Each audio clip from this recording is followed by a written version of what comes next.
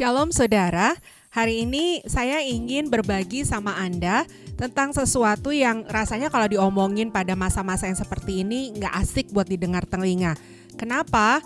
Karena kan sekarang kita lagi berada di situasi yang krisis ekonomi, susah untuk berpenghasilan, PHK ada di mana-mana. Nah, sedangkan hari ini kita mau membahas satu esensi yang diajarkan firman Tuhan sama kita, yaitu mengenai memberi. Nah, banyak orang berkata begini, untuk kehidupan sendiri saja sudah susah, lalu kita harus memberi, kasih persembahan ke gereja, berbagi sama orang-orang yang kesusahan. Dari mana? Bagaimana? Kalau nanti saya tidak punya apa-apa lagi, lalu besok saya makan apa? Wah, 1001 pertanyaan saudara dilontarkan kalau kita mulai membahas yang namanya memberi. Saya ingat sekali waktu itu anak saya sekitar umur 3-4 tahun, dia itu hobinya main mobil-mobilan. Dia nggak punya mainan yang lainnya. Dia nggak main robot-robotan, dia nggak main senjata-senjataan, begitu ya. Dia sukanya main mobil-mobilan. Nah, mobil-mobilannya itu jumlahnya banyak.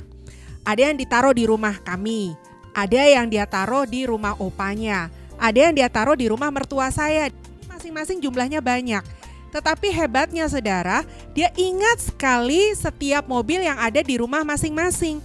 Jadi kalau dia ada di satu tempat, lalu dia lihat nih, ketika dia main biasanya dia jejerin tuh mobil-mobilannya.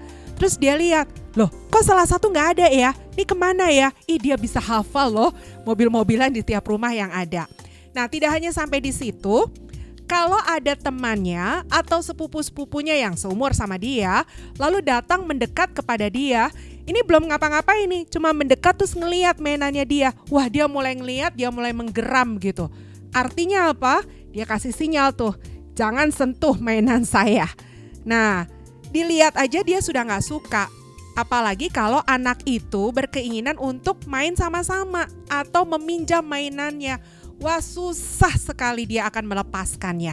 Kadang-kadang kita harus membujuknya supaya dia mau berbagi. Nah, kalaupun temannya itu diizinkan untuk memainkan mainannya, itu dia nggak boleh main jauh daripada posisinya dia, harus dekat-dekat dia, harus di depan matanya. Sederhana ya saudara ya, dari situ saya tahu, wah anak kami pelit gitu ya, pelit dan pelitnya luar biasa. Malu juga ya, padahal seringkali kita berkhotbah, sharing tentang yang namanya memberi, anak sendiri pelit. Tapi itu waktu dia masih kecil. Semakin dia beranjak dewasa, hal itu sudah tidak lagi menjadi bagian dalam dirinya dia. Nah, tetapi dari situ saya belajar sesuatu saudara. Bahwa ada kalanya orang tidak mau berbagi, ada kalanya orang itu menjadi pelit bukan karena dia gak punya apa-apa. Kalau dia gak punya apa-apa, ya sudahlah apa yang dia mau berikan begitu ya. Ini masalahnya dia punya, bahkan punyanya banyak. Tapi dia tidak mau membagikan atau memberikan hal itu kepada orang lain. Dia mau untuk dirinya sendiri. Nah, ini kan sesuatu yang sebetulnya bertolak belakang dengan apa yang diajarkan oleh firman Tuhan. Karena firman Tuhan itu mengajarkan kita untuk memberi. Yang namanya aplikasi kasih, yang namanya bukti sebuah kasih, itu adalah memberi. Bahkan Tuhan kita Yesus Kristus sudah memberikan teladan yang paling sempurna perihal memberi. Dia bukan hanya memberikan langit dan bumi untuk kita hidupi dan kelola, tetapi dia memberikan nyawanya sendiri bagi kita agar kita tidak binasa melainkan beroleh hidup yang kekal. Nah, untuk itu saudara, kita harus mau melakukan apa yang diajarkan firman Tuhan kepada kita. Menteladani apa yang Yesus contohkan kepada kita. Kalau dia Allah yang memberi, maka seharusnya saudara dan saya adalah pribadi yang suka memberi. Nah, memberinya seperti apa? Apakah memberinya seperti kelakuan anak saya tadi? Dikasih sih, tetapi diliatin gitu ya, tapi diikutin. Nah, tidak boleh seperti itu saudara. Alkitab bilang begini ya, di dalam kitab 2 Korintus pasalnya yang ke-9 ayatnya yang ke-7 dikatakan hendaklah masing-masing memberikan menurut kerelaan hatinya. Jadi yang pertama mesti rela. Kalau memberi sesuatu mesti rela. Hati kita mesti ikhlas ya. Tidak boleh berat hati, tidak boleh nggak enak kalau kita lagi mau kasih sesuatu. Lalu kemudian jangan dengan sedih hati atau karena paksaan, nyesel. Ada banyak orang memberi buat orang lain tapi abis itu nyesel. Ya, saya nggak punya lagi deh. Ya, saya berkurang deh. Ya, gitu ya. Nah, jangan seperti itu saudara. Jangan pernah nyesel kalau kita ngasih sesuatu sama orang lain. Atau karena paksaan. Karena paksaan. Yaitu tadi, anak saya pinjemin mainannya atau bahkan mungkin memberikan mainannya ya karena kami memaksa. Ya, mungkin sedikit banyak kami agak-agak ngomelin gitu, ayo kasih gitu. Jadi dia kasih berat hati, kepaksa seperti itu. Nah, Alkitab tidak ingin kita lakukan demikian. Sebab Allah mengasihi orang yang memberi dengan sukacita. Jadi saudara, sekali lagi ya, yang namanya memberi itu bukan berarti ya, maksud saya yang namanya pelit itu bukan berarti dia nggak punya apa-apa. Masalahnya dia tidak mau berbagi sama orang lain.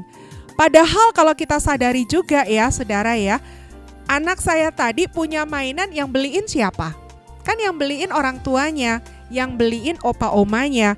Dia nggak beli, dia tinggal main gitu kan ya. Kalaupun nanti mainan itu diberikan kepada orang lain, opa omanya atau kami orang tuanya juga akan berkata begini, nanti saya beliin lagi ya. Nah, ketika saya belikan lagi atau opa omanya belikan lagi, bahkan kami bisa membelikan lebih dari apa yang dia sudah berikan. Misalnya contoh, dia kasih satu mobilnya sama orang lain. Lalu kami janji nih sama dia, ya sudah ya, kamu kehilangan satu mobil, kamu berikan buat orang lain.